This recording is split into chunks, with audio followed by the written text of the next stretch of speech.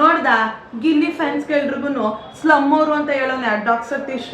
ಅವೇನ ಅಂಬಾಲಿ ಅವರ ದೊಡ್ಡಪ್ಪನ ಮಗನ ಚಿಕ್ಕಪ್ಪನ ಮಗನ ಹುಡ್ತಿದ್ದಾಗ ಏನ್ ಚಿನ್ನಸ್ಪುನ್ ಬಾಯ್ಗೆ ಹಾಕ ಬಂದಿದ್ದೇನೋ ಡಾಕ್. ಅಯ್ಯೋ ನೀನು ಗೊತ್ತಿಲ್ವಾ 100 ಕೋಟಿ ನಾಯಿಟ್ಟ ನಮ್ಮ.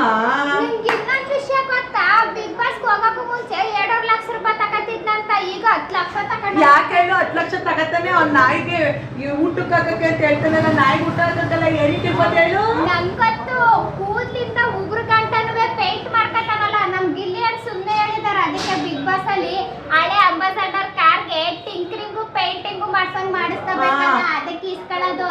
ನಮ್ ಮಂಡ್ಯದ ಗಂಡು ಗಿಲ್ಲಿ ತಾಕತ್ತು ಡಾಕ್ ಸತೀಶ್ಗೆ ಅಂತ ಗೊತ್ತು. ಅದೇ ಹೇಳ್ತಾರಲ್ಲ ಕತ್ತೆಗೆ ಗೊತ್ತು ಕಸ್ತೂರಿ ವಾಸನೆ ಅಂತ, ಹಂಗೆ ನಮ್ ಮಂಡ್ಯದ ಗಂಡನ್ ಗತ್ತೆ ಅಂತ ಗೊತ್ತು ಡಾಕ್ ಸತೀಶ್ಗೆ ಅಂತ ಹೇಳ್ಬೇಕು. ಆ ಡೈಲಾಗ್ ಹಿಂಗ್ ಹಾಕ್ಬೇಕು. ಇನ್ನೊಂದೇನ್ ಗೊತ್ತಾ, ಇಂಥ ಡೈಲಾಗ್ಗಳನ್ನೆಲ್ಲ ಹಳೆ ಕಾಲದವ್ರು ಯಾಕೆ ಹೇಳು ಮಾಡಿರೋದು ಈ ಡಾಕ್ ಸತೀಶ್ಗೋಸ್ಕರನೇ. ಅಲ್ದೇನೆ 10 ಲಕ್ಷ ರೂಪಾಯಿ ನಾಯಿ ಸಾಕೋರ್ಗೆ ಟಾಪ್ ಟು ಪೇಟ್ ಪೇಂಟ್ ಹೊಡಿತಾರಲ್ಲ, ಅದಕ್ಕೆ ಎಷ್ಟು ಲಕ್ಷ ಖರ್ಚಾಯ್ತದೆ. ಪೇಂಟ್ ಇಲ್ದೆ ಮನೆಯಿಂದ ಈಚೆ ಬಂದ್ರೆ ಹೆಂಗ್ ಕಾಣಿಸ್ತೀರಾ ಡಾಕ್ ಸತೀಶ್ ನೀವು? ನಮ್ ಗಿಲ್ಲಿಗಳ ಬಗ್ಗೆ ಮಾತಾಡಕ್ಕೂ ಮುಂಚೆ ವಿತ್ ಮೇಕಪ್ ಅಲ್ಲ ನಾನಿನ್ನ ಬಿಡಲ್ಲ. ಅನಂತ್ ನಾಗರ್ ಕಾಣ್ತಾನ ಅಣ್ಣ ಬಂಜ ಸತೀಶ್ ಇನ್ನ ಅವೇನು ಇಲ್ದಂದ್ರೆ ಈಗ ಹೆಂಗಪ್ಪ ನೋಡೋದ್ ನಿನ್ನ.